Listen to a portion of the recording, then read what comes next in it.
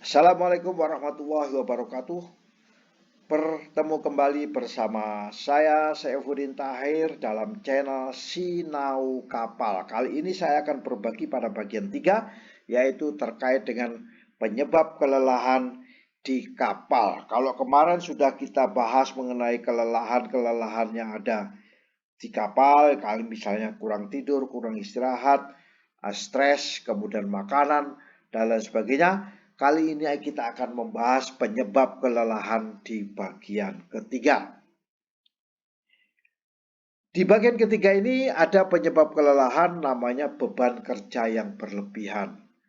Jadi harus dibagi rata pekerjaan itu. Ada pekerja yang berlebihan tenaga kerja, itu beban kerjanya, ini bisa mengakibatkan kelelahan.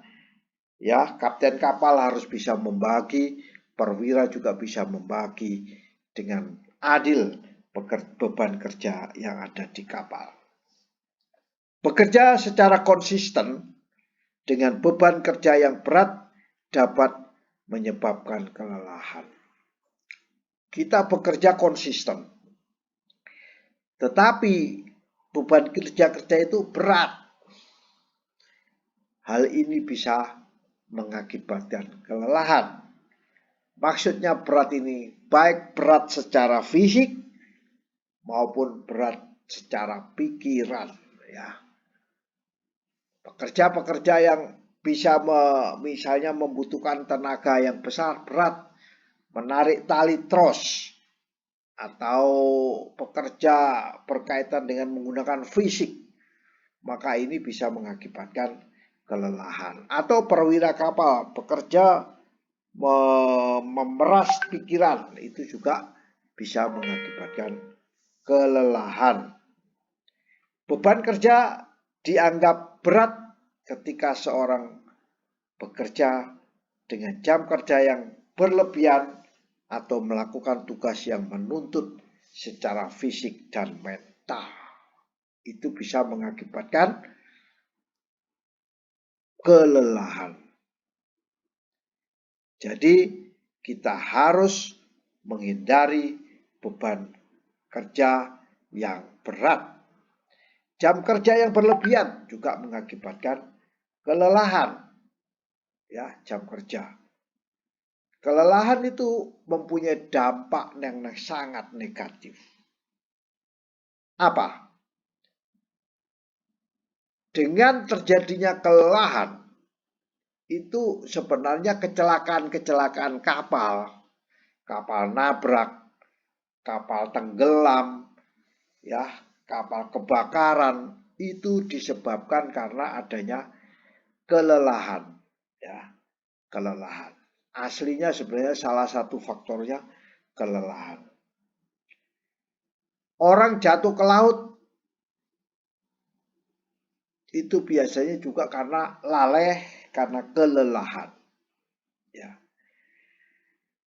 Peningkatan ketergantungan pada obat-obatan itu juga bisa mengakibatkan menjadi efek negatif daripada kelelahan. Atau jam kerja yang berlebihan itu bisa mengakibatkan kelelahan dan meningkatnya ketergantungan akan adanya alkohol, tembakau, rokok, dan obat-obatan. Jam kerja yang berlebihan dan lelah dapat mengakibatkan kualitas yang buruk dan pola tidur yang terganggu.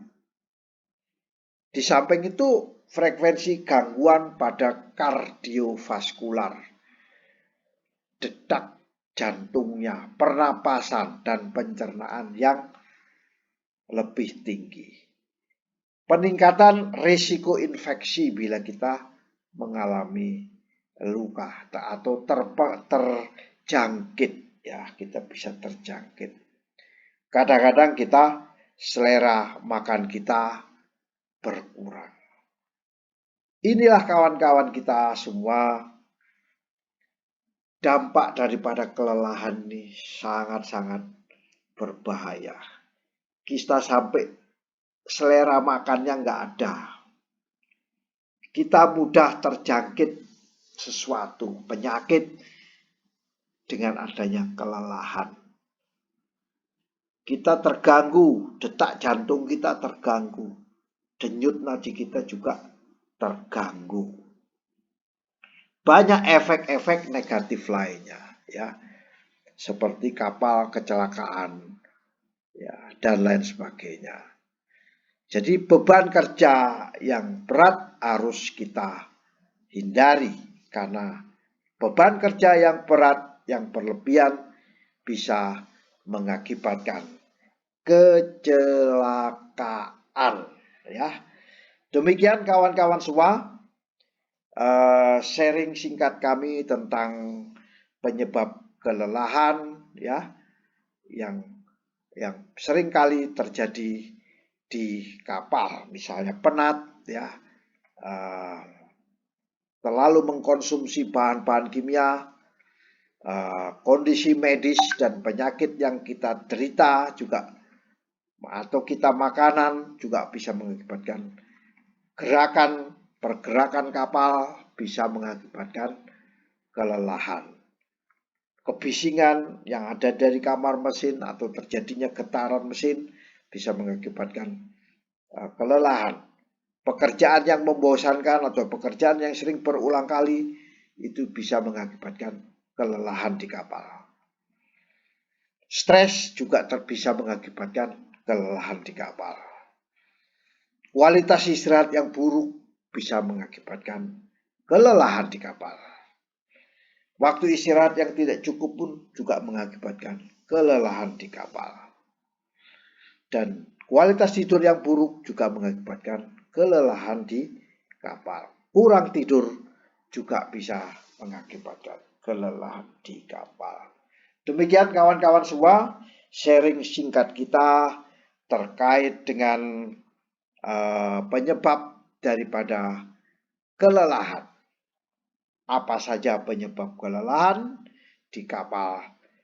Penyebab kelelahan bila kita bekerja di atas kapal. Semoga sharing singkat ini bisa bermanfaat bagi kita semua. Wallahul muwaffiq ila aqwamit thoriq. Wassalamualaikum warahmatullahi wabarakatuh.